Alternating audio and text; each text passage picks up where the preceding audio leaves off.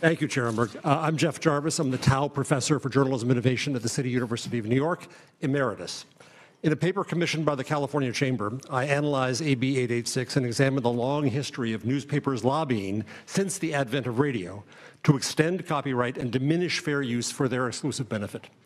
I oppose AB 886 first because it will benefit the hedge funds that control 18 of the state's top 25 newspapers and are primarily responsible for destroying newspapers. I fear that national media conglomerates as well as extremist and propaganda media may benefit as well. The bill is likely unconstitutional, in my opinion, in that a government-imposed fee on accessing content is a tax on reading. And the retaliation clause compels speech, which is not free speech. I was gratified to read your comments, Chair Umberg, in the LA Times, saying, and I'll quote, "We could screw up so that we make it so expensive that the platforms don't carry journalism content. That would be catastrophic." Amen.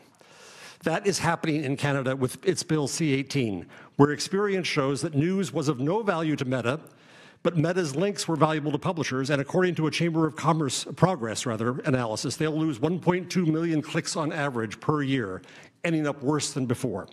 I reached out to Meta and was told that they stand by their statement that if 886 passes, it will pull news off its platforms in California as it did in Canada. That would be catastrophic. Meanwhile, Google has said that if 886 passes, it would end its valuable Google News initiative. Chronicle editor Emilio Garcia Ruiz told a recent journalism conference that, and I quote, "Of the partners, I'd stress that Google News has been by far the best the news industry has had. But there are alternatives.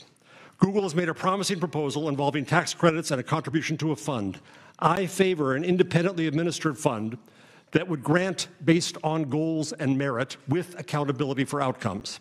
In my paper, I report how such a fund is working in New Jersey. Here it could support, for example, bringing coverage to underserved communities, a news sharing and ad network such as that led by KQED, and innovative startups such as Lookout Santa Cruz, which just won a Pulitzer. In my paper, I explore more opportunities, including targeting public notice advertising, news ad networks, support networks for independent news such as we have in New Jersey, and enabling public media and universities and community colleges to take their part in news. One last point. As AI hovers on the horizon, it is more important now than ever for news and technology to innovate together. I would hope that this, as the headquarters state of the internet, would enable more such collaboration with many more technology leaders here. Thank you for this opportunity.